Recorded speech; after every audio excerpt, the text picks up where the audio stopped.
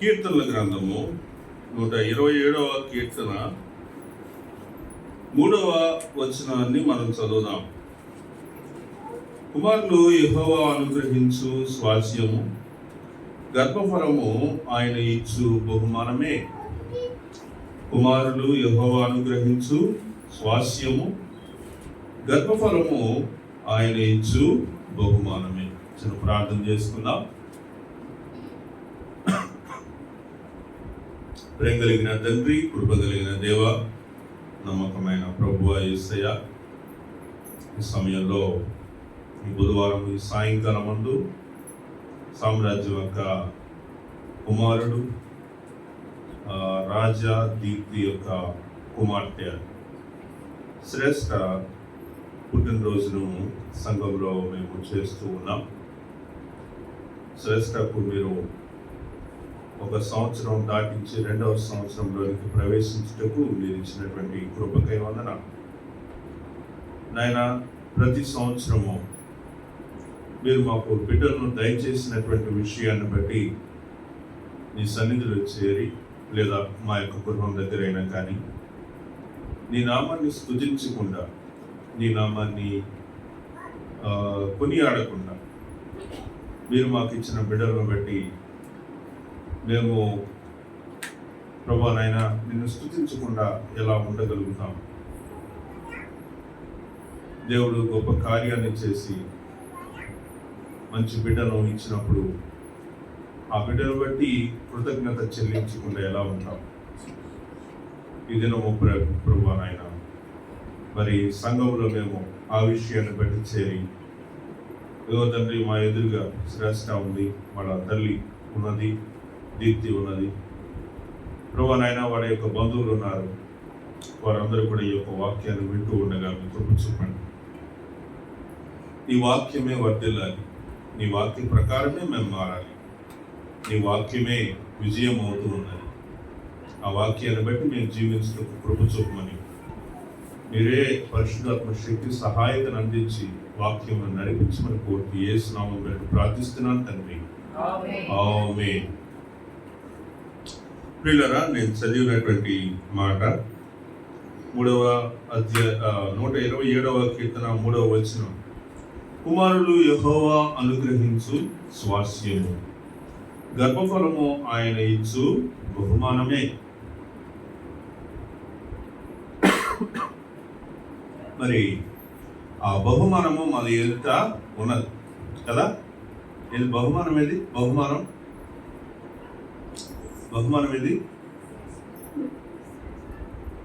ఏదమ్మా బహుమానం? శ్రేష్ఠ. శ్రేష్ఠనే బహుమానం. ఇంకొద్దిగా పాస్ట్ టెన్స్లో మనం మాట్లాడుకున్నాం. పాస్ట్ టెన్స్లో మనం మాట్లాడుకుంటే, ఒకప్పుడు మా తల్లికి నేను పుట్టినప్పుడు నన్ను బట్టి కూడా దేవుని నామాన్ని స్తుతించుంటారు.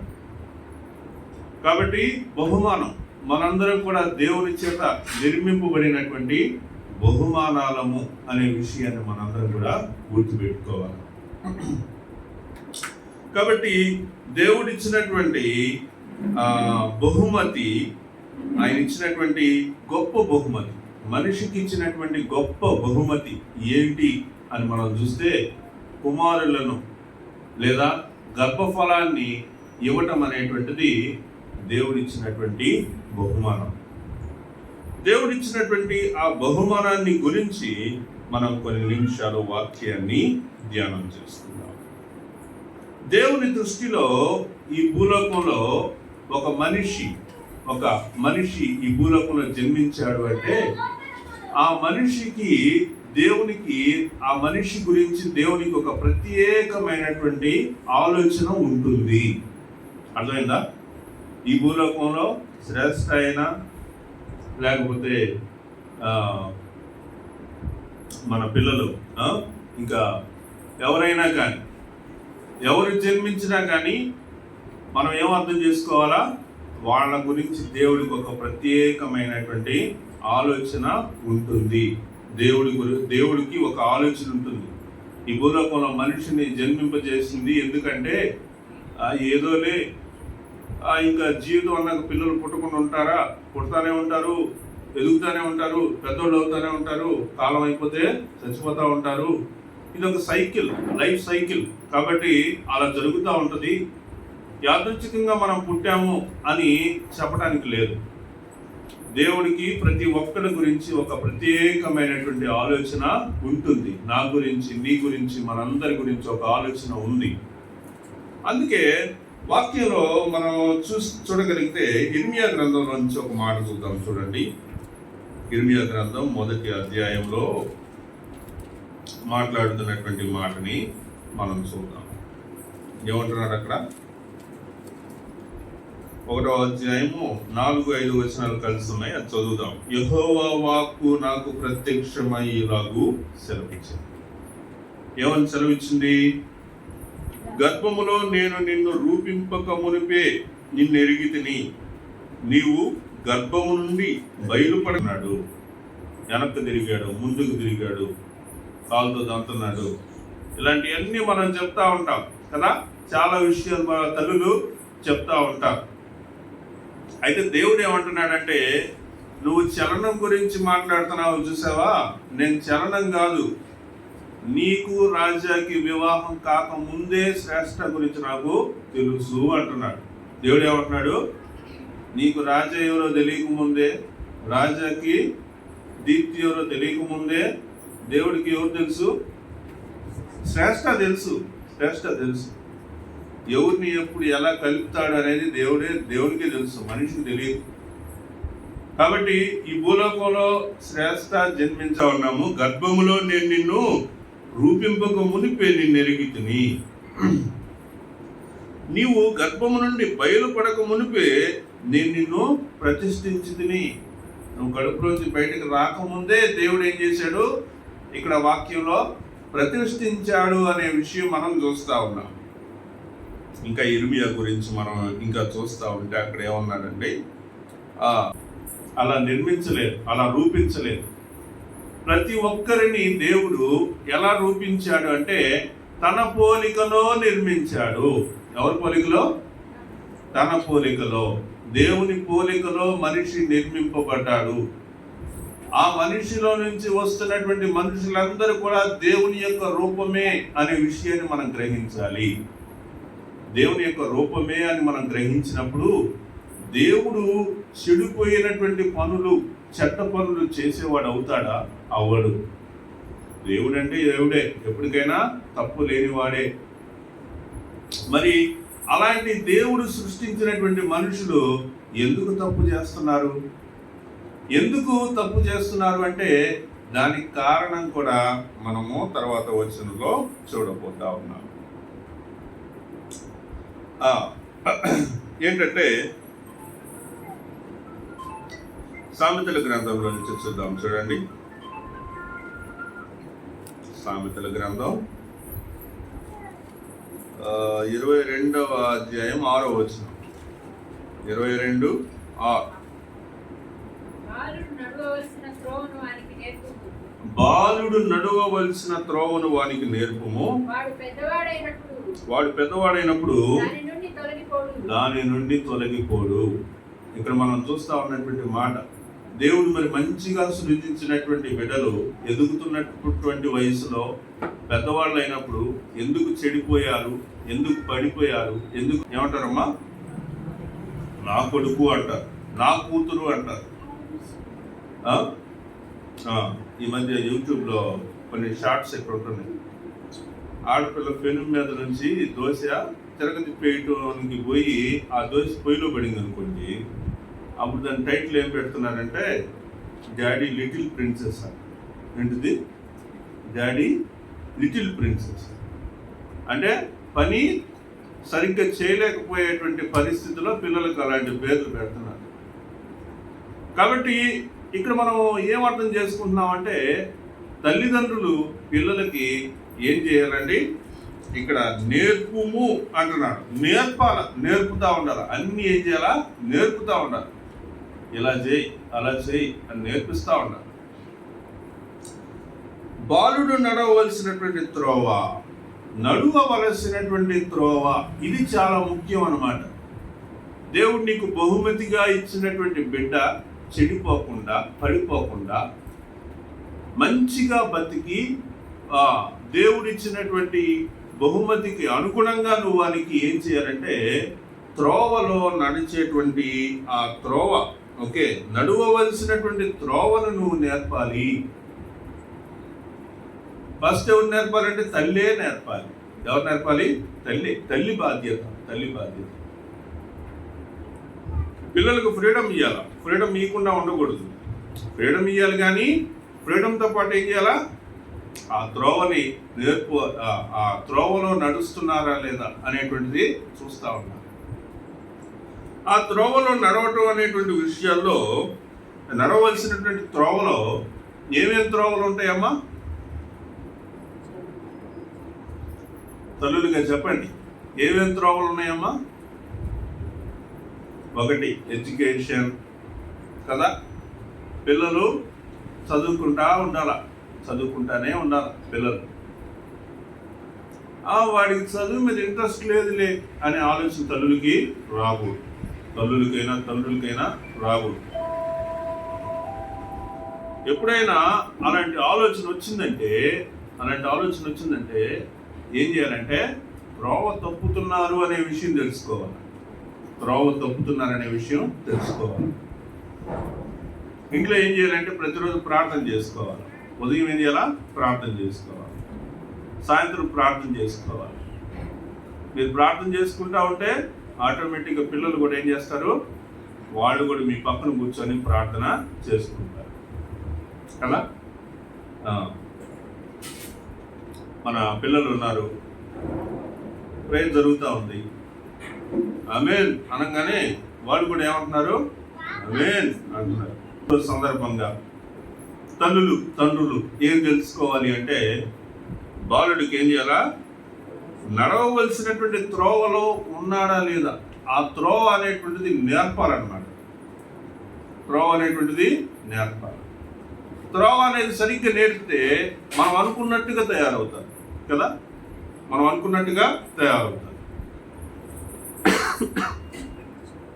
ఆ త్రోవను సరిగ్గా నేర్పలేదనుకోండి, మనం అనుకున్నట్టుగా అవ్వదు.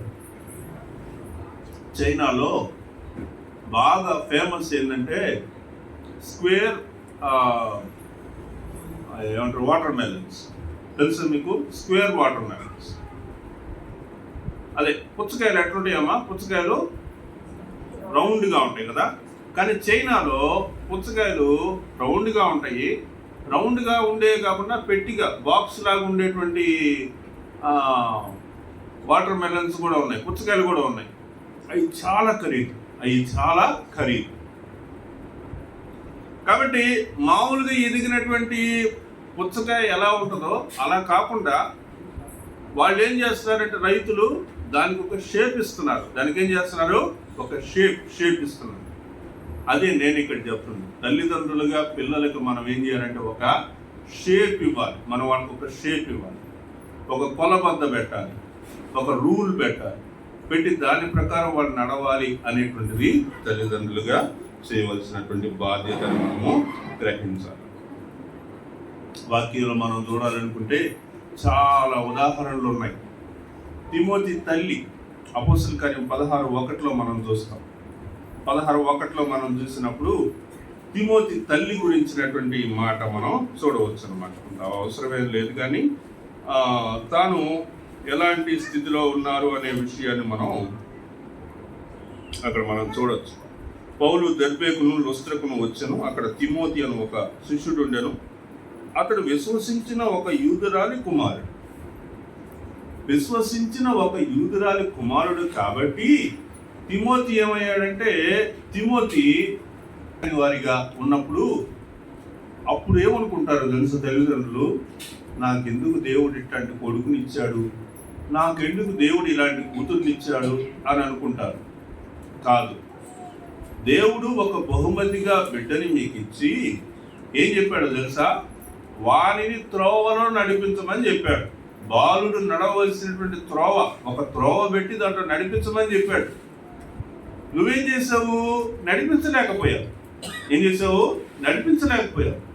నడిపించలేకపోయావు కాబట్టి ఆ బిడ్డ ఎదిగినప్పుడు నువ్వు అనుకున్నటువంటి స్థాయిలోకి రాలేకపోయారనే విషయాన్ని గమనించాలి. కాబట్టి శ్రేష్ఠ వాళ్ళ తల్లికి దీప్తికి నేను చెప్తున్నటువంటి మాట, శ్రేష్ఠాన్ని ఏం చేయాలి? ఆ త్రోవలో నడిపించాలి. త్రోవ అంటే ఏంటి?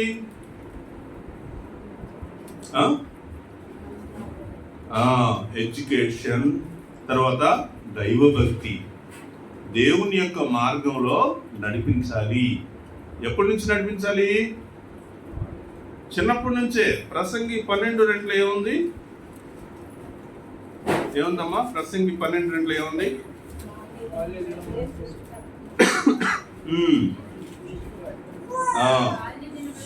నీ బాల్య దినముల యందే నీ సృష్టికర్తను స్మరణకు తెచ్చుకునము.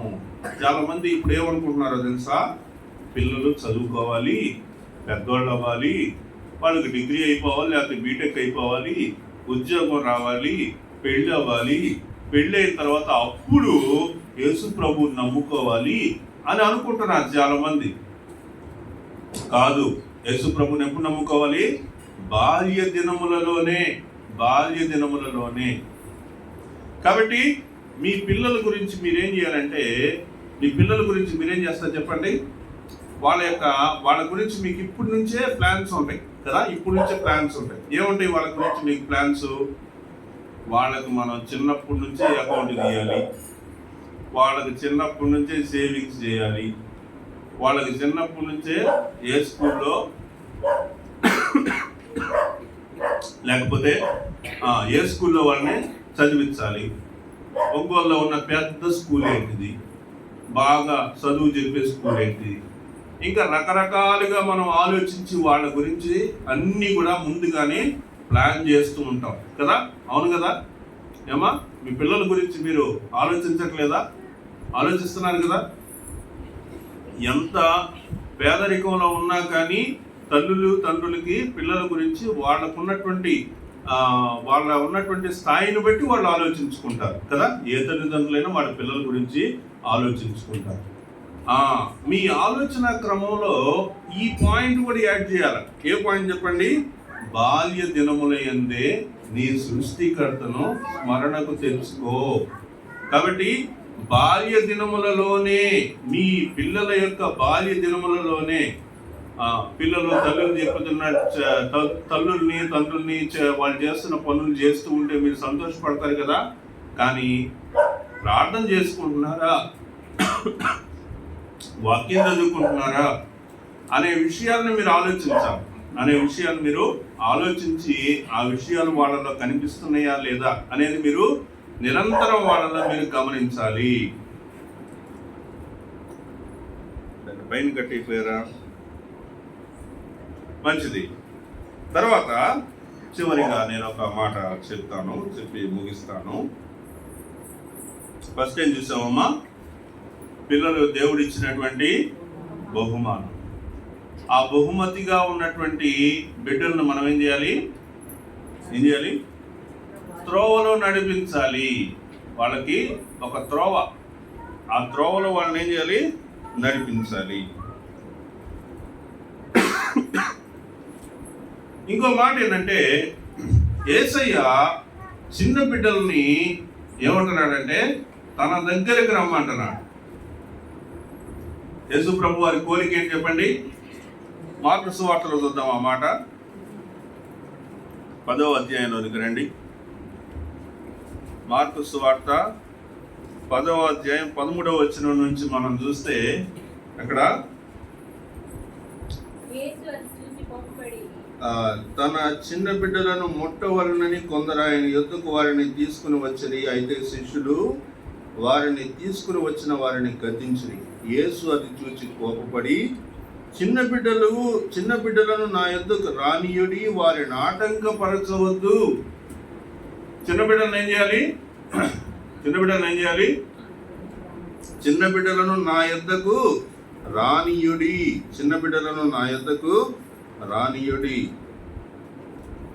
వారిని ఆటంకపరచవద్దు. ఈ మాట మీరు అర్థం చేసుకోవాలి. చిన్నపిల్లలుగా ఉన్నప్పటి నుంచి మీరేం చేయాలంటే పిల్లల్ని ప్రభు దగ్గరికి తీసుకురావాలా. వాళ్ళు చిన్నప్పటి నుంచి ఏ వయసు నుంచి చెప్పండి, ఏ వయసు నుంచి? వాళ్ళని అది చిన్న బాస్కెట్ లాంటిది ఉంటుంది చూసారా, దాంట్లో పెట్టుకొని తీసుకొని రావాలి పిల్లల్ని, దాంట్లో పెట్టుకొని తీసుకొని రావాలి. అది అలవాటు చేయాలి చిన్నప్పటి నుంచే. వాళ్ళ మనసులో వాళ్ళకి ఏం ఆలోచన ఉండాలంటే, మనం ఎక్కడికో వెళ్తాం కదా, ఎక్కడికో వెళ్తాం కదా, వాళ్ళందరూ ఏదో పాటలు పాడుతుంటారు, కంజీలు కొడుతుంటారు. ఈ ఆలోచనలు వాళ్ళ మనసులోకి రావాలన్నమాట. కాబట్టి అలాంటి ఉద్దేశం వాళ్ళకి రానియాలి. చిన్న బిడ్డలను నా యొద్దకు రానియడు, వాళ్ళని ఆటంకపరచవద్దు. మీ బిడ్డలు మీరు ఆటంకపరుస్తున్నారమ్మా? మీ పిల్లల్ని సండే స్కూల్కి రాణిస్తున్నారా? సండే స్కూల్కి రాణిస్తున్నారమ్మా మీ పిల్లల్ని? సండే స్కూల్కి రాణిస్తున్నారా, వాళ్ళని ఆటంకపరుస్తున్నారు? సండే స్కూల్కి రానియాలి. ఎందుకని రానియాలి?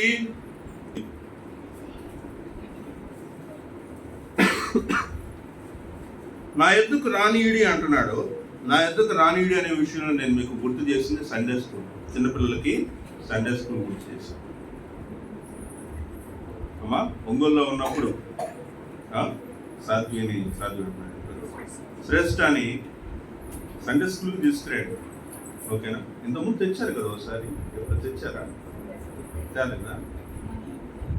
ఎవరో తీసుకొచ్చాడు, కూర్చోబెట్టి వెనకే కూర్చొని ఉన్నారు చాలాసేపు. ఏ పేరేంటబ్బా?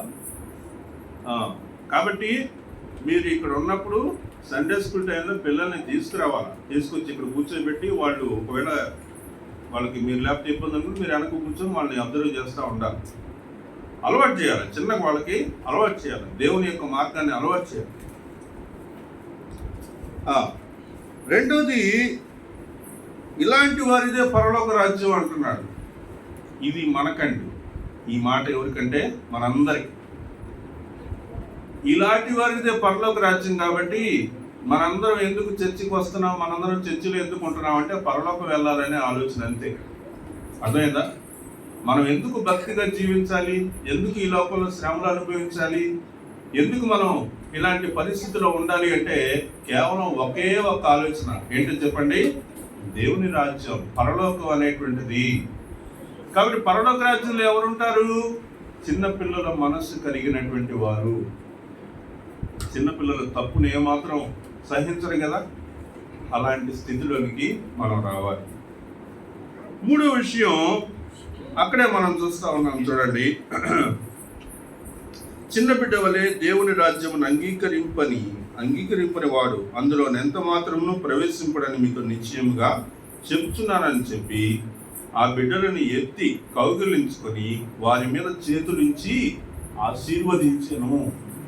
కాబట్టి చిన్న బిడ్డలను దేవుని సన్నిధికి తీసుకొస్తే దేవుని యొక్క ఆశీర్వాదం వారికి ఉంటుంది. ఈ విషయాన్ని మీకు గుర్తుపెట్టుకోవాలి. దేవుని యొక్క ఆశీర్వాదం వాళ్ళకి ఉంటుంది. ఎప్పుడు? ఈ యొక్క శ్రేష్ఠ పుట్టినరోజుకి మనందరం చేరి దేవుని నామాన్ని స్తుతిస్తూ ఉన్నాం కదా. మనకు ఏదైనా బాధ్యత ఉందా శ్రేష్ఠ గురించి? అమ్మా, పెళ్లి చేసుకునేటప్పుడు బంధువుల్ని, మిత్రులను అందరినీ పిలుస్తారు. ఎందుకు చెప్పండి? ఎందుకు? ఆశీర్వదిస్తారని. ఒకటి, వాళ్ళందరూ వీళ్ళు భార్య భర్తలు అని చెప్పడానికి సాక్షులు కదా. ఈ మధ్య మామూలు కెమెరాలు కూడా కాదు, డ్రోన్లు పెట్టి మరీ చేస్తున్నారు. సందుల్లో గొంతుల్లో నిలబడినా కానీ అక్కడ కూడా చేస్తున్నారు. పలానా వచ్చాడా రాలేదు పెళ్లికి. కాబట్టి ఒకటి సాక్షులు, రెండోది మనం వాళ్ళని దీవించడానికి మెమోరియల్ సర్వీసెస్ అయినా ఇలాంటి వాటన్నిటికీ మనం సంఘంగా చేరి ఏం చేయాలి అంటే, మనందరం ఏమనుకుంటున్నామంటే పుట్టినరోజు అంటే కేకు కోస్తారు, కేకు తింటారు కానీ పిల్లలు అనుకుంటారు, భోజనానికి కానీ పెద్దోళ్ళు అని అనుకుంటారు. వచ్చిన వాళ్ళు గిఫ్ట్లు ఇస్తారు, గిఫ్ట్లు తీసుకుంటాం, ఫోటోలు దిగుతాం, ఓకే బర్త్డేకి వెళ్ళామని ఆలోచిస్తున్నారని అనుకుంటారు. కానీ ఇవన్నీ కాదు. ఇవన్నీ కాకుండా ఇంకొక గొప్ప విషయం ఒకటి ఉంది. మనం ఎందుకు సంఘంగా చేర్చబడతాం, ఆయా విషయాలకు ఎందుకు చేర్చబడతామంటే మనకు ఒక బాధ్యత ఉంది, సంఘానికి ఒక బాధ్యత ఉంది. ఆ విషయాన్ని మనం గమనించాలి. 6:1 గలతీయులకు రాసిన పత్రిక 6:1 ఏమో అని తన విషయమై చూచుకొనుతూ సాత్వికమైన మనసుతో అట్టి వాణిని మంచి దారికి తీసుకొని రావలెను. కాబట్టి సంఘంగా మనం చేరినప్పుడు మనం ఒకరికొకరము ప్రార్థించటానికి, హెచ్చరించుకోవటానికి, బుద్ధి చెప్పుకోవటానికి, ధైర్యపరుచుకోవటానికి, ఒకరికంటే ఒకరిని గొప్పగా మనము చూసుకోవటానికి, దేవుని నామాన్ని స్తుతిస్తూ ఈ పనులు చేయడానికి దేవుని సన్నిధికి వస్తూ ఉన్నాం. చివరిగా 4 మాటలు శ్రేష్ఠ కొరకు చెప్పి ముగిస్తాను. శ్రేష్ఠ దేవుని యొక్క ప్రత్యేకమైనటువంటి సృష్టి.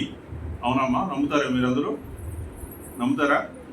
శ్రేష్ఠ దేవుడు చేసినటువంటి ఒక ప్రత్యేకమైనటువంటి సృష్టి. శ్రేష్ఠ ఒకతేనా? కాదు, మనందరం కూడా దేవుని యొక్క ఒక ప్రత్యేకమైన సృష్టి. వాక్యం అన్నట్టు.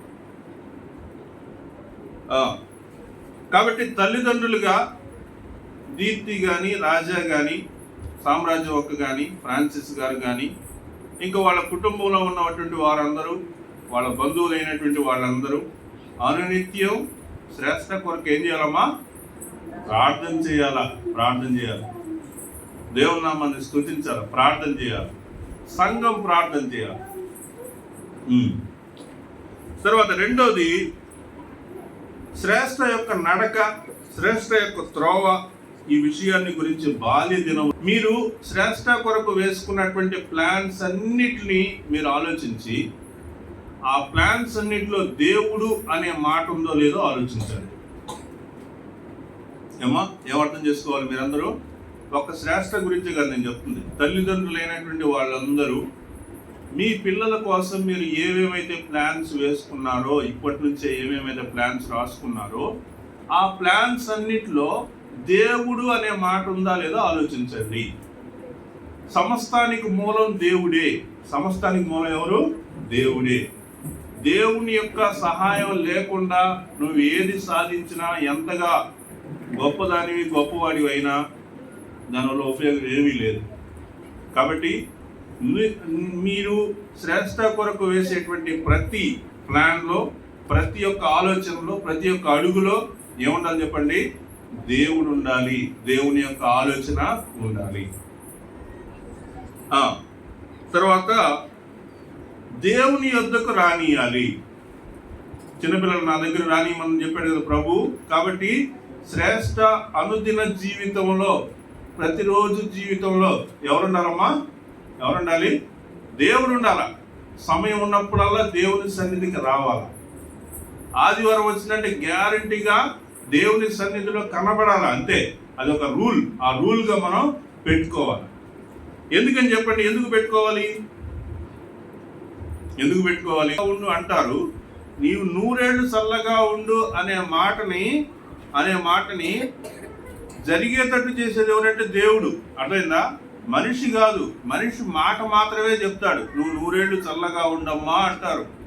ఈ 100 ఏళ్ళు చల్లగా ఉండు అనే మాట ఫలించాలంటే దాని వెనక ఎవరు ఉండాలి? దేవుడు ఉండాలి. దేవుడు లేకుండా మనం ఎన్ని గొప్ప మాటలు చెప్పినా దానివల్ల ఉపయోగం ఏమి లేదు. మన యొక్క సొంత ఉపశమనం తప్పితే ఏమి లేదు. కాబట్టి ఎప్పుడైతే దేవునికి దగ్గర అవుతావో ఆశీర్వాదానికి దగ్గరలో ఉన్నావని, దీవింపబడుతున్నావని గుర్తుపెట్టుకోవాలి.